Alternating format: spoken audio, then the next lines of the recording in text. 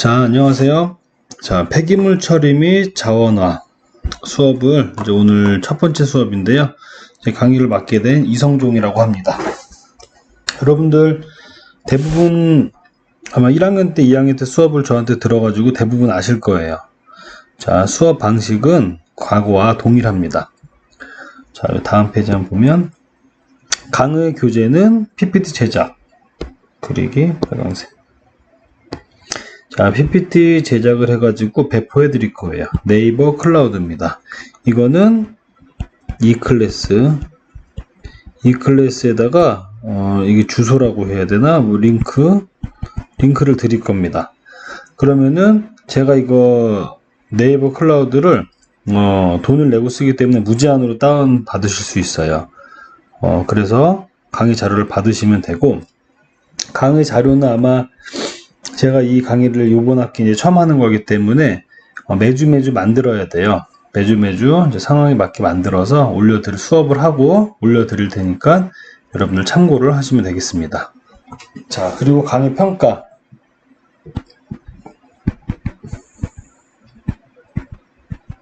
자, 절대평가입니다. 마지막 절대평가. 제가 알기로는 2021학년도 1학기가 마지막 절대평가일 거예요. 지금까지가 마지막 이제 비대면이고요. 그런데 출석 자료를 제출하게끔 되어 있어요. 이번 학기부터. 물론 저번 학기 때는 제가 출석을 안 불렀습니다.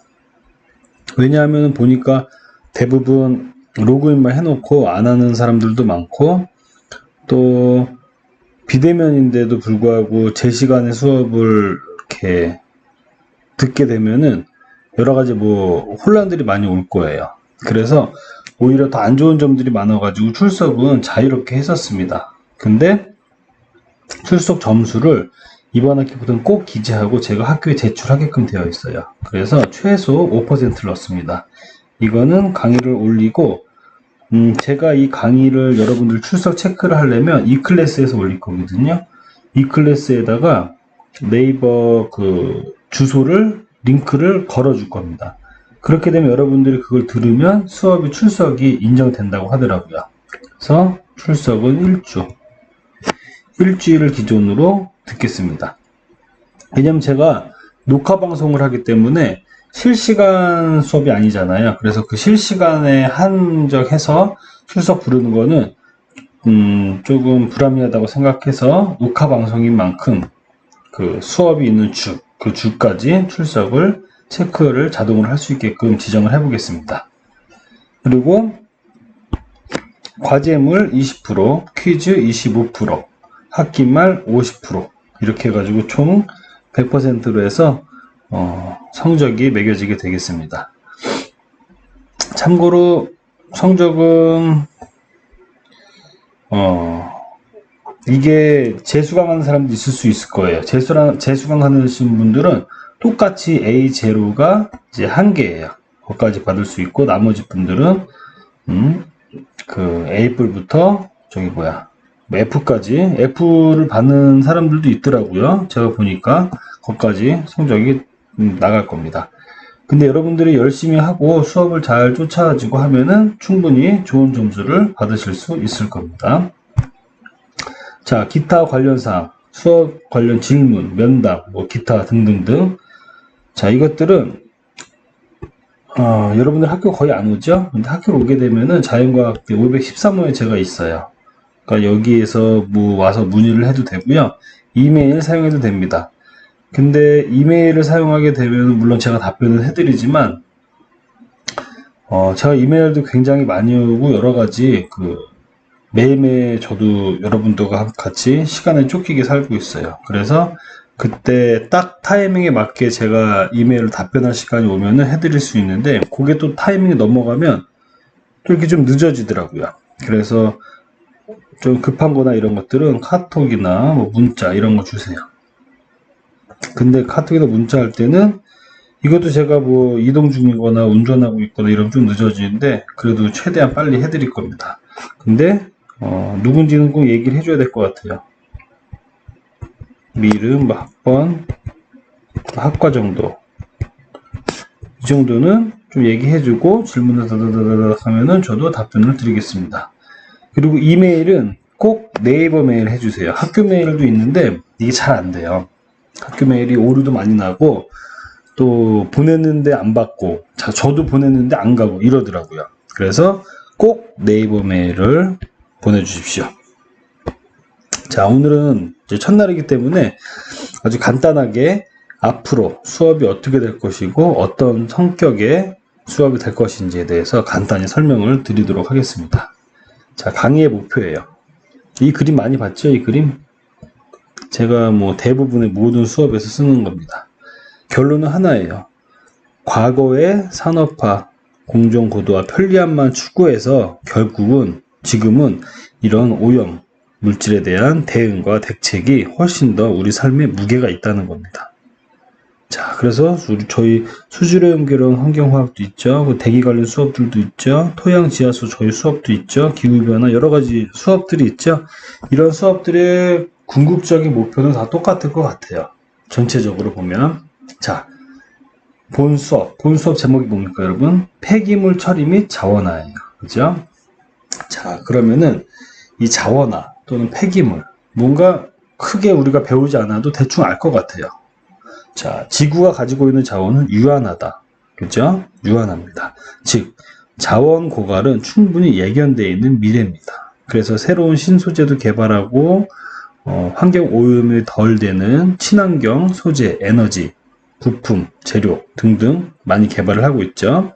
자, 그래서 본 강의의 목적은 본 강의를 통해 폐기물 처리와 이를 이용한 자원화 기술을 이해하며 현재를 사는 우리는 풍요로운 삶을 누릴 수 있으나 미래의 후손은 자원이 고갈된 상황에서 어려움이 있을 것임을 기억하자. 자, 우리의 사명입니다. 미래의 후손을 위해서. 후손은 자원이 고갈된 상황에서 어려움이 있을 것이다. 폐기물이에요. 폐기물. 그죠? 자, 그러면 폐기물 정의를 간단히 볼게요. 폐기물은 어떤 겁니까? 인류가 생을 영위해 나가면서 자연스럽게 발생되는 거예요. 그런데 여기서 되게 재밌는 게 있어요. 바로 요건데, 자, 그 다음 거 볼게요. 인간 및 동물의 활동에 의해 야기되는 것으로 대개 고체이며 솔리드 상태입니다. 대개, 물론 액상도 있어요. 네, 대개 고체이며 소용이 없거나 원치 않아서 내버리는 물질이다. 자, 소용이 없는 거는 우리가 이해가 됩니다. 원치 않아서, 여기서 하나씩 원치 않아서, 즉 주관적인 거예요. 이 폐기물은 현대로 올수록, 과거부터 올수록 굉장히 주관적으로 변해가고 있습니다.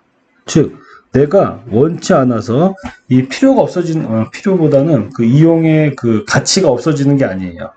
기능이 없어지는 게 아니라 내가 단순히 원치 않은 겁니다. 원치 않아서 버려도 그게 폐기물이 되는 거예요.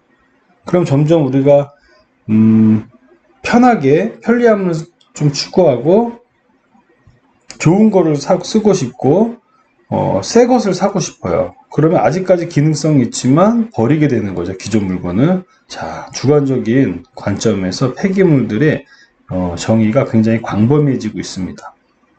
그리고 이런 폐기물은 시간에 따라서 발생될 수 있어요. 자, 볼래요, 여러분? 노란 것 되나? 여러분 오늘 아침에 밥 먹었죠? 뭐 물도 먹고 소주도 먹고 맥주도 먹었습니다. 아버지가 신문도 보셨습니다. 자, 이건 내일의 쓰레기. 오늘 밤부터 쓰레기가 될 수도 있어요. 전등 1년 후의 쓰레기. 전등을 여기 하는 플라스틱 좀 더 오래 쓰겠죠? 10년 후의 쓰레기. 테레비 7년 후의 쓰레기. 자, 액자 오래 걸어놓습니다. 집에서. 그죠? 먼지만 닦고 오래 걸어놔요. 많이 안 달아요. 20년 후에 쓰레기. 나머지 기타 등등 이사를 가면서 쓰레기들이 돼요. 곧 뭐 일주일 정도 두겠죠. 일주일 후에 쓰레기. 자, 그래서 이런 폐기물, 쓰레기라고 표현을 할게요. 폐기물을 우리가 영어로 표현하면 solid waste입니다. 고체 쓰레기. 자, 시간에 따라서 쓰레기 생성이 아주 의존적으로 시간에 따라서 이루어지고 있다는 거예요. 자, 그럼 세상에 있는 모든 물질은 언젠가는 폐기물이 되고 인간이 만든 모든 제품도 제조될 때부터, 만들어질 때부터, 음식도 만들어질 때부터 폐기물이 될 운명을 가지고 태어나게 됩니다. 시간에 의존적인 거예요. 시간이 가면 갈수록 이런 물질들의 생명력도 끝나게 되는 겁니다. 즉 폐기물이 되는 거죠. 자, 그래서 이런 폐기물들의 정의를 여러 가지 책에서 또는 법규에서 다양하게 정의를 하고 있습니다. 근데 우리나라 이제 폐기물 관리법에서는 이렇게 얘기해요. 폐기물이라 하면 쓰레기, 연소제, 슬러지, 폐유, 폐산, 폐알칼리 등등등등 사람의 생활이나 사업 활동에 필요하지 아니하게 된 물질을 말한다. 이거를 더 세분화하면 굉장히 많아요. 근데 간단하게 보면 액상 폐기물, 반고상 폐기물, 고상 폐기물. 자, 고형물 함량에 따라서 고형물이 적으면 물이 많다는 거니까 액상이고요. 고형물이 어느 정도 있으면 반고상, 그리고 고형물이 많으면 고상 폐기물. 자, 이런 거 다 폐기물입니다. 쓰레기들. 어마어마하죠? 어마어마합니다. 근데 여기에서 우리가 폐기물에 최근에 가면은 글쎄요, 생활 폐기물, 그리고 산업 폐기물, 지정 폐기물 여러 가지 좀 세분화하고 있어요. 그런 것들은 우리가 나중에 이 뒷부분에서 재이용하거나 자원화하거나 이런 데에서 조금씩 다루게 될 겁니다. 자, 그러면 환경관리 체계 변화 한번 볼게요, 여러분. 잠깐만, 이게 저는 이거를 시간을 보려고 이렇게 해놓는데 이게 뭐 크게 방해되진 않죠, 여러분? 두고 할게요. 왜냐면 저도 모르게 20분이 넘어가더라고요. 이거 20분밖에 녹화가 안 되거든요. 자, 어쨌든. 자, 그럼 우리나라 이제 폐기물 관련법 이해를 하려면 우리 환경에 관련된 법이 어떻게 변화됐는지에 대해서 알아볼 필요가 있습니다. 자, 우리나라 같은 경우는 대부분 50년대 전쟁을 일으키고 여기 처음에를 타임 테이블 한 60년대로 할게요. 60년 지우고 자 60년대쯤을 하겠습니다. 60년대쯤 여기가 쭉 이제 가는 거예요. 60년대 뭐 여기를 뭐 70년대 80년대 쭉쭉쭉 가도록 하겠습니다.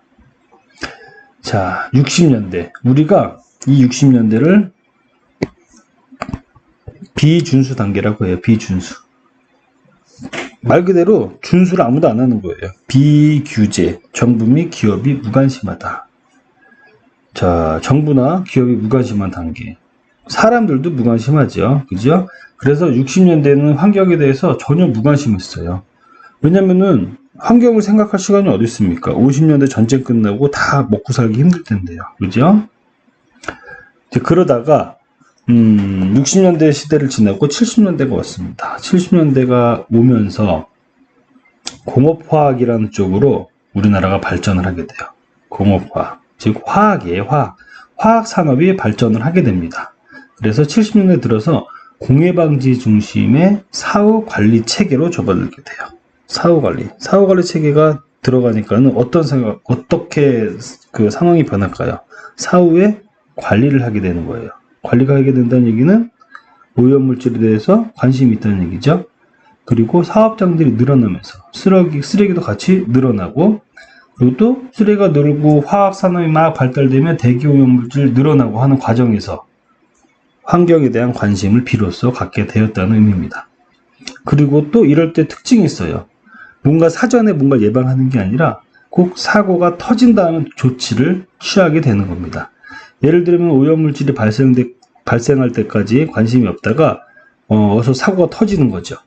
화학물질에 대한 무슨 큰 사고들이 그러면은 뭔가 관리를 해야겠다. 어떤 체제를 만들어야겠다 하는 거예요. 그게 2단계 규제 준수체계입니다. 사후관리. 그렇죠? 그 다음에 이제 80년대로 점점 가는 거죠. 사전 예방에 하게 됩니다. 사전 예방. 사전 예방에서 가장 중요한 게 중요하다기보다는 조금 특징이 있었던 게 단속 체계가 됩니다. 단속. 지도 점검. 단속하고 지도점검 뭐예요? 그 관할 지역에 있는 환경관리유역청이라는 데가 있습니다. 그 이제 환경부 관할 기관이에요. 거기에서 공무원들이 나와서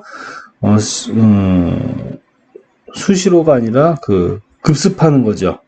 예정되어 있지 않은 시간에 방문을 해가지고 그 사업장에 대기오염이나 수질오염 이런 물질들을 물 샘플을 채취해서 분석을 해서 배출오염 기준에 벗어나는지 안전한지 이렇게 단속을 하고 지도 점검을 하게 됩니다. 자, 사전 예방을 하게 이제 우리가 이렇게 단속하고 지도 점검이 나오니까 어떻게 해야 돼요? 사전에 우리가 예방을 해야 하는 체제가 만들어지겠죠. 그래서 3단계가 사전 예방 체제라고 할 수 있어요. 그리고 4단계 지금의 이제 뭐 단계라고 할 수 있을 거예요.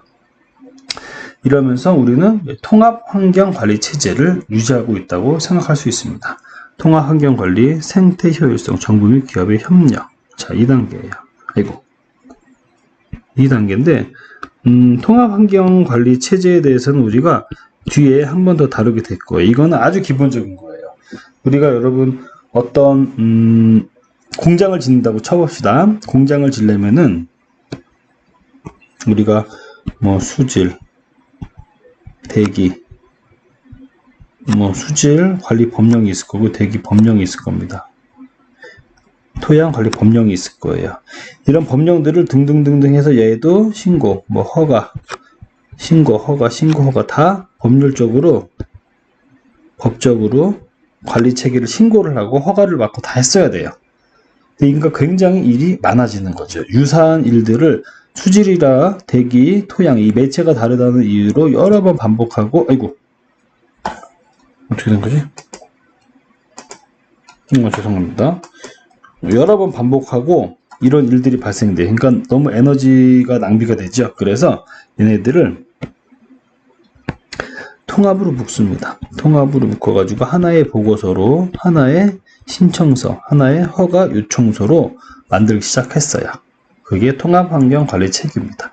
이거는 우리나라가 이러이러한 뭐 환경관리 체계를 우리가 잘해보자 우리나라가 스스로 낸 아이디어가 아니고 또 우리나라만 하는 것이 아니고 유럽 등지에서 즉 환경을 먼저 규제하고 먼저 관리했던 선진국들에서 다 해왔던 그 제도 중에 하나입니다. 통합환경관리체제. 그래서 이 통합환경관리법이라는 것도 유럽에서는 있어요.